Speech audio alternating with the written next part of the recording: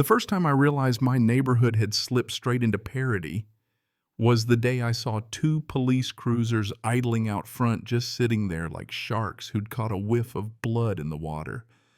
And here's the best part. I wasn't throwing a party, blasting music, not even running a grill. My only crime was letting my parents come over for lunch, which, is apparently the new felony in suburbia. Mom steps out of their sedan holding her famous lemon bars in a glass pie dish. Dad pops the trunk to wrestle out his ancient folding lawn chair. He's never forgiven his back for the 80s, and honestly, who can blame him? They barely make it halfway up the walk before the whole house is glowing red and blue from those cruisers' sirens off, but lights on just for drama. And right there, standing in my own front yard, pie dish in hand, police lights bouncing across the windows, I remember thinking, this is ridiculous. And there's no way I'm just going to let it slide. See, I live in a little HOA neighborhood, the kind where every house looks like it was stamped out by the same overworked machine, spaced just enough apart for plausible deniability, but not enough to hide any secrets. When I bought this place, I actually read the covenant's conditions and restrictions.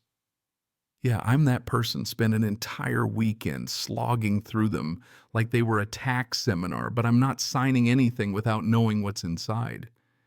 Turns out nothing in those rules says you can't have guests, so long as you're not blocking fire lanes or running a hotel out of your spare bedroom. No rule about pre-registering your mother like a FedEx package either. And then there's Varga. Now, that's not his last name. That's literally all anyone calls him, Varga, the HOA president. He's one of those guys who says, I'm just following the rules right before inventing new ones on the spot. Picture a human coat rack, tall, stiff blue polo every day. Clipboard always under one arm, ready to recite some imaginary statute. First week I moved in, he corners me with a laminated expectations sheet. Not official bylaws, just Varga's greatest hits. Keep garage doors closed. No visitors without community approval. I ask where that's written. It's a community standard pending ratification. He likes words like ratification. They sound like he's running Congress from his living room. So back to the day with the cruiser's officers step out, doing that polite but wary cop thing you see when they know the call is dumb, but have to look like they're not judging you. The young one has a notebook. The older one just looks tired of life. Afternoon. He nods, glances at my dad still battling the lawn chair. Everything okay here, I say. Yep, just having lunch. The young one says, we got a call, reports of possible trespassing, maybe domestic disturbance. Mom blinks. We brought lemon bars. The older cop looks at the house numbers like he's hoping they'll rearrange themselves and make this whole call disappear. They ask, who are your guests? My parents, I say. And I make sure they see I'm neither panicked nor hostage-coded. I look past them, there's Varga standing across the street, arms crossed, clipboard ready, looking like he's the judge at a bake sale. The officers apologize. Someone claimed an unauthorized visitation that could escalate, which is what you say when you want to sound official but really just want to tattle. Do you know who called? I ask. We can't disclose that, the older cop says, but then glances toward Varga and drops his voice. But sometimes it's not hard to guess. They leave. The world doesn't burn. My parents and I stand there holding pie and a lawn chair while my neighbor Henley, 2 doors down, tries to wrangle her corgis behind her hedges and peeks out like she's taking notes for her next book club. Should have been the end, right? Not in this HOA. Small annoyances grow legs here. I wave at Varga. Nothing. He just snaps his notebook shut like he's logging how many seconds my garage door stays open. I call over Varga. Did you really call 911 because my parents came over? He gives me the manager face straight from a how to avoid lawsuits seminar. We have a community policy about guests. No, we don't. We discussed it at the last board meeting. I was at that meeting and the only discussion was the kind you have about which exit to take while you're already merging onto the freeway. For safety, he adds. Oh, sure, I'll keep my folks from smuggling in lemon bars of mass destruction. He blinks, decides losing this argument isn't worth it, and walks off. Lunch goes on. Mom asks if I'm sure I like living here. I say I like my house. Dad says, don't poke the bear. That's Dad for don't start trouble, but really, I wasn't poking, I was documenting. While we're eating, I jot down everything: date, time, officer names, what was said. Even snap a photo of the sidewalk where Varga stood and one of my mom laughing with lemon bars like it's Exhibit A. Next day, there it is. Violation notice crooked on my door. Whoever taped it up rushed the job, probably nervous. Says I hosted unregistered visitors in violation of Community Standard GS4, a standard that doesn't exist. $150 fine. Demands I submit written permission from my adjacent neighbors for all future guests. Failure to comply may result in additional enforcement, including towing or referral to law enforcement. I flatten the notice on my counter and lay out all the other weirdness from the past months, warnings for hedge trimmer violations on my own side, citations for putting the recycling bin out at 6:58 a.m. Rule says 700, a supposed oil stain on the driveway. That's just a shadow. Add in the rumors Varga peeking over fences, discouraging folks from renting rooms, telling a widow her son's therapy dog makes the neighborhood look unruly. Yeah, it's that kind of place. I go full research mode, reread every HOA doc, then the state statutes on HOAs. Turns out associations can't make up rules restricting your right to invite guests unless they're properly adopted and not unreasonable.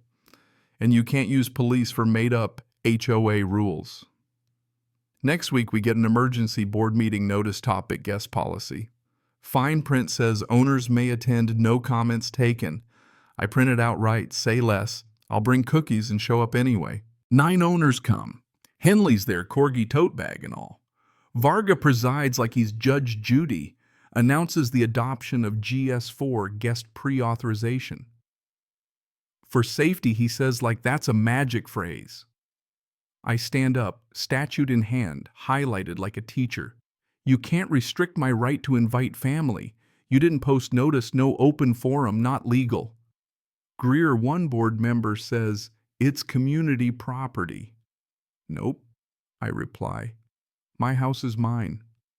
Common areas are shared, but guests in my home are my business unless someone's breaking laws.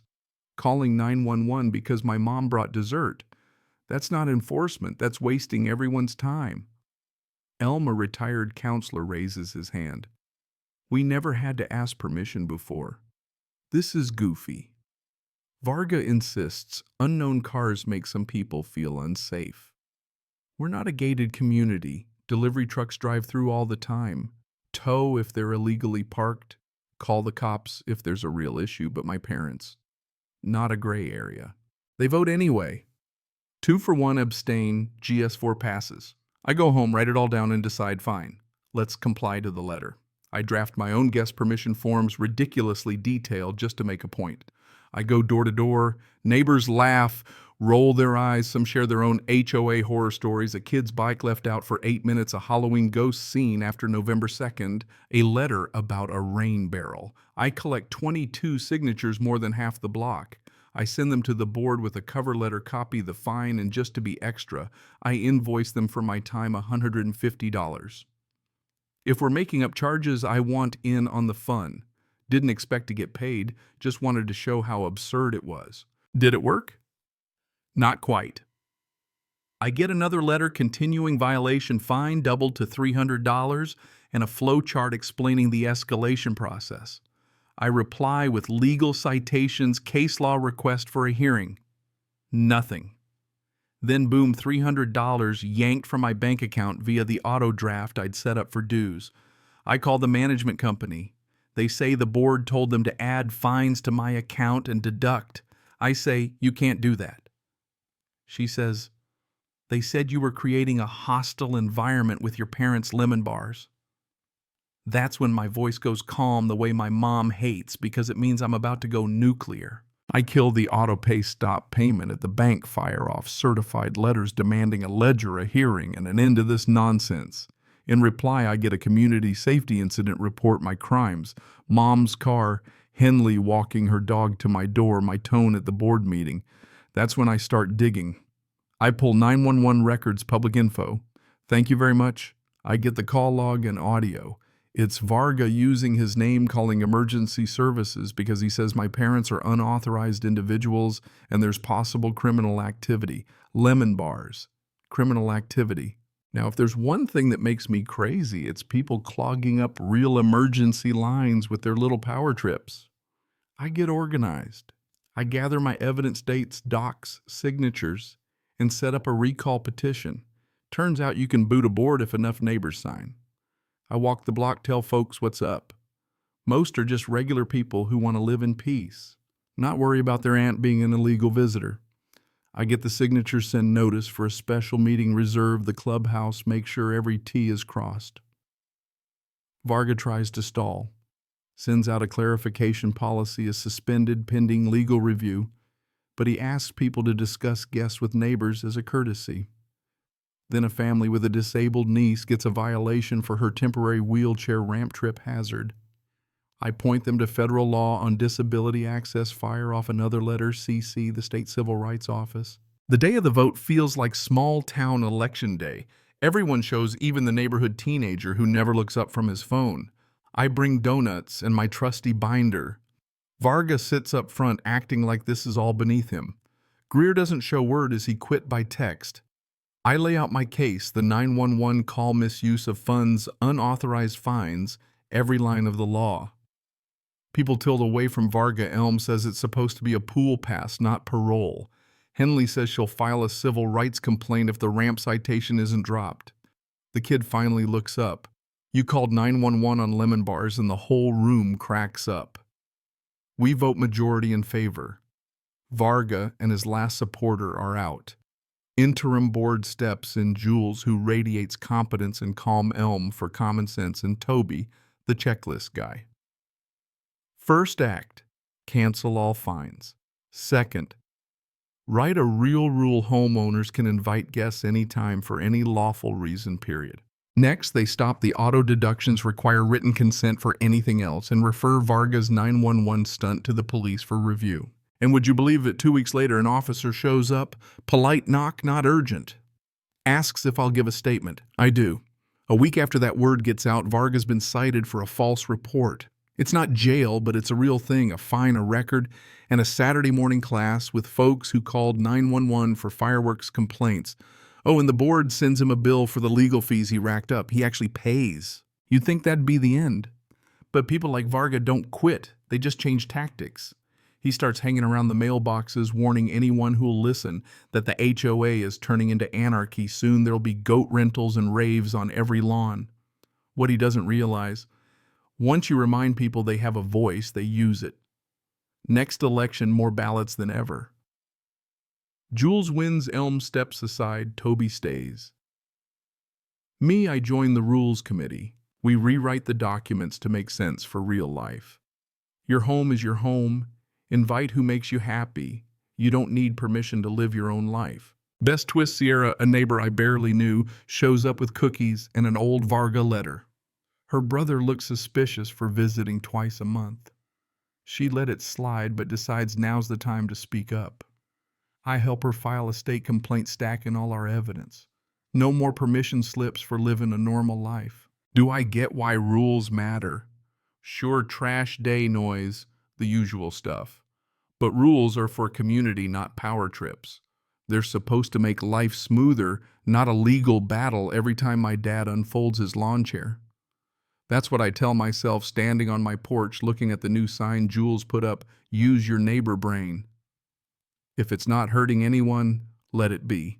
And wouldn't you know it, a month later, Varga's back at it, tape measure in hand, fussing about a lemonade stand blocking the sidewalk. I buy a cup, tip the kid, and hand Varga a copy of the new rule, ordinary fun isn't a violation. You'll regret this, he mutters, but it sounds tired. I just laugh. No, Varga, you will, because the world only shrinks when we let it. So tell me, have you ever had to fight for something as simple as family lunch? Have you ever had to push back when rules stop making sense? Drop your stories in the comments. Tell me what justice looks like to you.